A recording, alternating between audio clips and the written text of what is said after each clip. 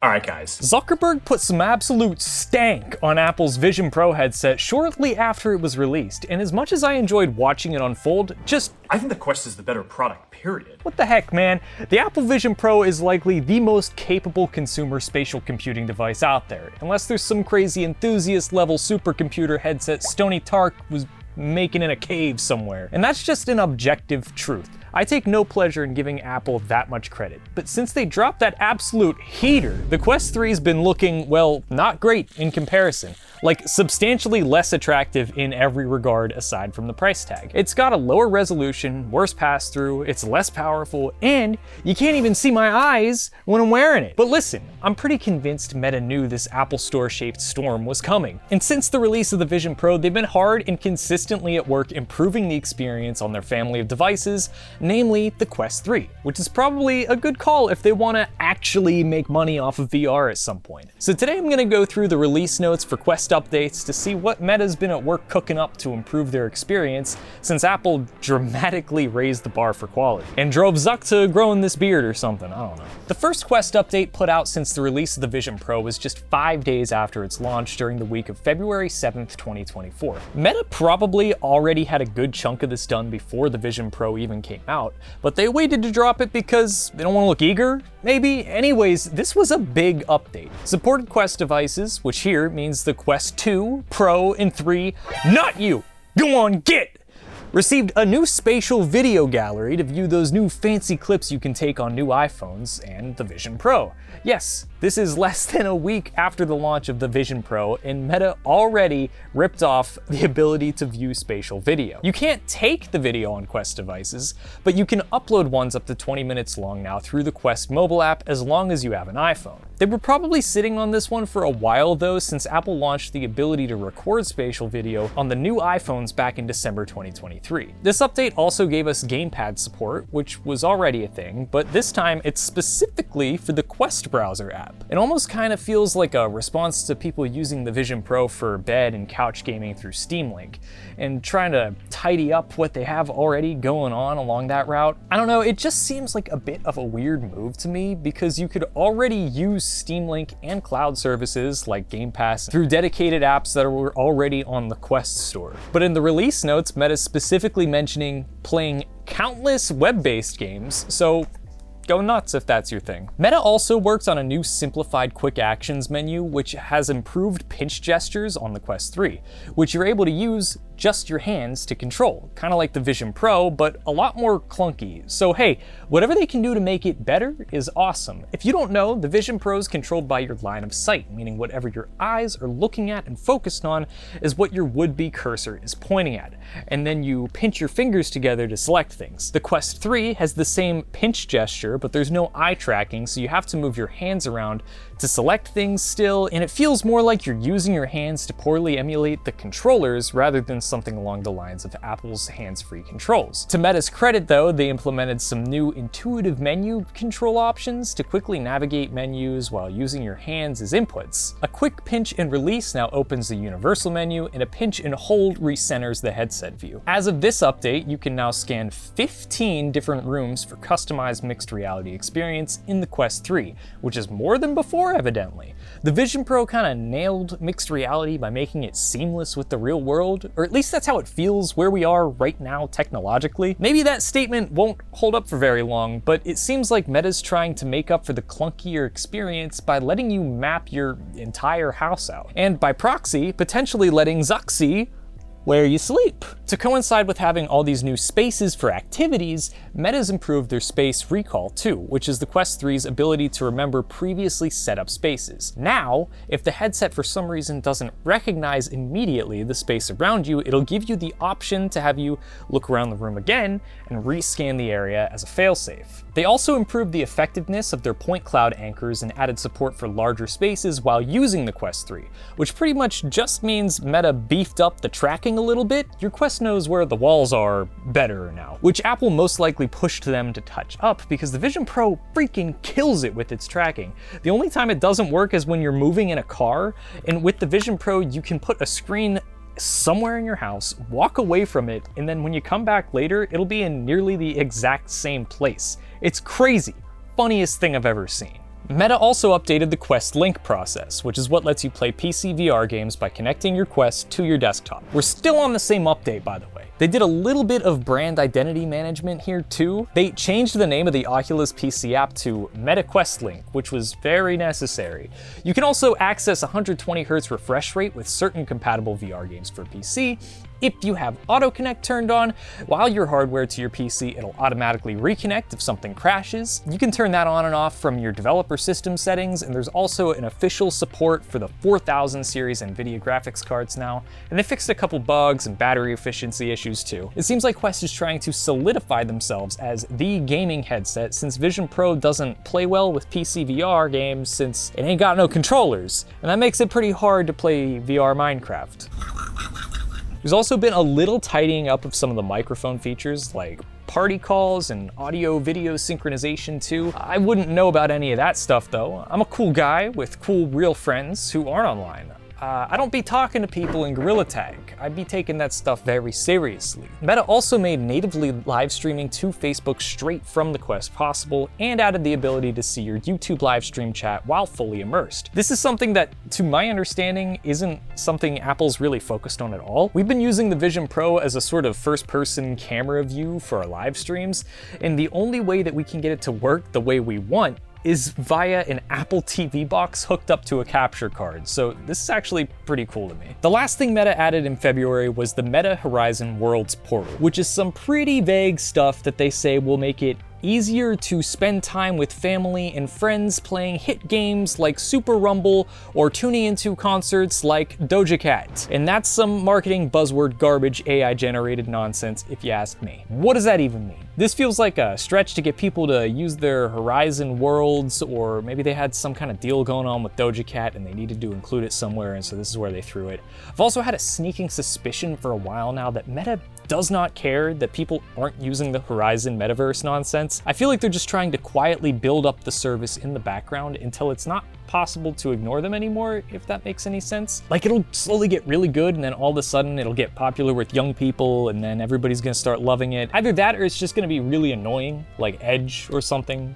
It'll crash and burn, they'll spend the rest of their money trying to develop it. I don't know, but seriously though, guys, they are not earning nearly as much as they are spending on VR stuff. It is crazy. Moving on to the week of March 5th, 2024, Meta rolled out their Quest Build 63 update where they did exciting stuff like expand their payment method offerings, introduced referral rewards, and gave us the big lying down mode, but only for the Quest 2 and Pro, not the 3. It kind of looks to me like Meta just wanted to stay on a monthly update release schedule, and this is all they had to show so far.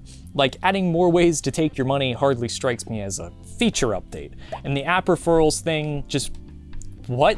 They're giving out $5 in credits per referral you bring to their apps as long as they're over $10 and the purchase is made less than a week after the referral link's shared. It also looks like you can do that up to 3 times per app, so if you want to get a little multi-level marketing-y with your buddies, this could be the move for you. Another month later, Quest Build 64 drops starting April 8th, 2024, and this is where things really started shaking up. For starters, laying down mode's now on the Quest 3. Finally, after a month of this just being on the 2 and Pro, you can finally access this in your device's settings under the Experimental tab. Officially, they had to take an extra month to get the laying down mode to work with the pass-through cameras and updated Guardian system, according to a Reddit AMA with Meta's CTO, Andre Bosworth. But now you can fully lay on your back to consume what Meta's calling casual experiences, like media playback and stationary immersive gaming. You could argue that this was a step in the right direction for accessibility for people who might not be able to actively hold themselves up or something similar, especially since the Vision Pro has a ton of accessibility features, and it's something that a lot of companies in general are focusing on as of late. But I also can't help but notice that one of the things people were really upset with about the Vision Pro originally was the lack of support for certain immersive adult content, i.e. 180-degree immersive video. I don't know if they changed this since then or anything, and I know saying that makes it seem like I do, but I don't, okay? Oh, hello, ladies. Maybe the Quest laying down mode's an accessibility thing, or maybe it's to help you with a little bit of some Lone Rangering type stuff, if you know what I mean. The old sideways snake wrangler. shaking hands with the milkman, so to speak. I'm sorry. Anyways, in this update, Meta also added external microphone support for the Quest 3. So now you can connect your own mic via the headset's USB-C port. And that's another thing you can turn on under your experimental settings. As to why they added this feature, their official statement is that they know some of us invest heavily in pro-grade microphones that make your voice sound like honey, and we want to support that. Which, like, cool, but also kind of a niche problem to solve. It gives the impression that they're trying a whole bunch of stuff right now, and this is a step in the sort of modular, customizable direction of things, which I'm all for, honestly. It's cool, but also, like, who's using this other than content creators? And like, even then, why not just use an external mic without directly wiring it and just sync the audio after the fact? I don't know, this is a weird one. Also, you can now keep casting your device's display when you take the headset off instead of it turning black, which is pretty big for streamers, honestly. And you know what? While I'm at it, it's big for me too, dang it. Since removing the headset won't interrupt your casting session, it makes it easier to stream to Twitch, yes.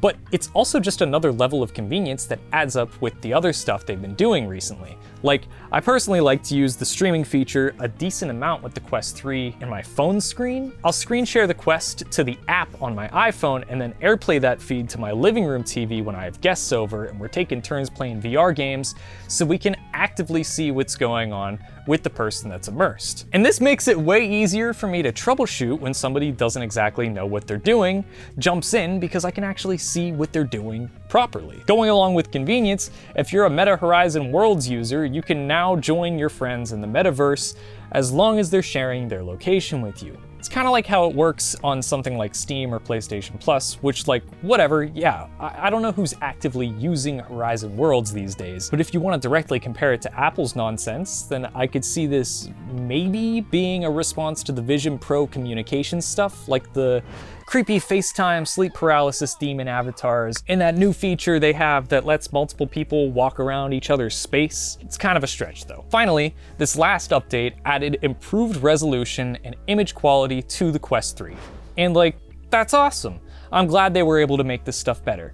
But the cameras can only be improved so much with the software alone. They basically had to make this stuff a little nicer after what Zuck said about the Vision Pro. If you've ever tried both the Quest 3 and the Vision Pro, then you know Meta's headset doesn't even come close to Apple's quality, especially when it comes to pass-through. But Meta says they optimized their pass-through pipeline to specifically make it easier to see finer details and read smaller text on things like your smartphone screen, which I can confirm was borderline impossible before. It still takes a few seconds for the cameras to adjust and for you to make out what's on your screen, but it does actually work now. They also improved the processing pipeline to improve color, exposure, and a bunch of other camera settings to make colors just look and feel more realistic. And they also made the image look a little less grainy, which was a huge complaint from users, especially in lower light conditions. And this is supposed to help a lot with that. And then also, just when I thought I was wrapping up this video, Meta dropped an absolute bombshell on us. While I was writing this script, Meta announced that they're opening up the operating system for the Meta Quest,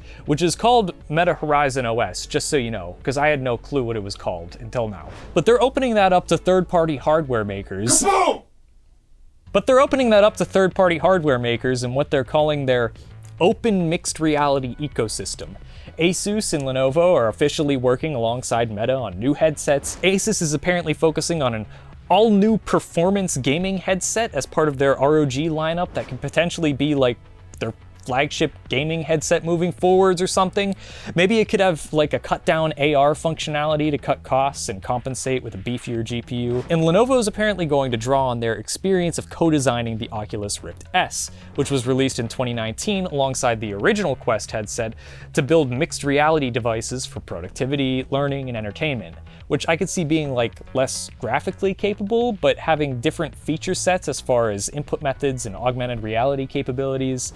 Meta's also teaming up with Xbox to make a limited edition Quest headset inspired by Xbox, which, upon further inspection, just seems like it's gonna be a black and green Quest 3. Nothing too crazy, but still, it'd be cool to see a new color for the Quest 3, even if it'd be cooler if Microsoft actually developed their own version of the hardware, like that actually natively played Xbox games and stuff, but it doesn't look like that's happening. Meta opening this pit up definitely feels like the right move in a post-AVP era world.